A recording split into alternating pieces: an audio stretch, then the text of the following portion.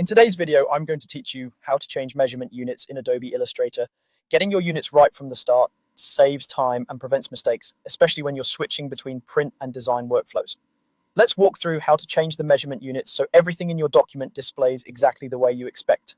First, open your document in Illustrator. You can work with an existing file or a new one, either is fine. Once the document is open, look to the top of your screen for the application menu. On a Mac, go to Illustrator, then Preferences, and choose Units. On Windows, go to Edit, then Preferences, and click Units. It's the same panel, just a slightly different path depending on your operating system. When the Units panel opens, you'll see options to choose the measurement you want. Pick from points, picas, inches, millimeters, or centimeters. Here's a quick guide to help you decide. Points are common in typography and are useful when you want fine control over type sizes and small interfaces. Picas are a traditional print unit, often used in layout and editorial design, where column widths and baseline grids are planned in picas. Inches are great for general print work, especially in regions where inches are the standard. Millimeters and centimeters are ideal for packaging, product design, and any project where metric precision is preferred.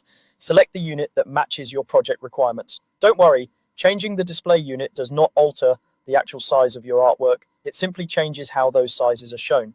This makes it easy to interpret measurements without doing mental conversions. After you've made your choice, click OK to apply. You'll notice the change immediately.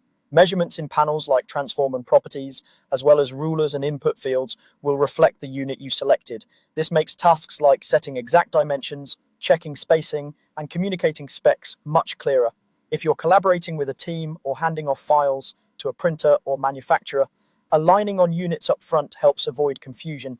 If you ever need to switch units again, just return to the same preferences window and update your choice. It's quick, safe, and you don't need to restart Illustrator. A simple tip: pick a unit that aligns with your deliverable.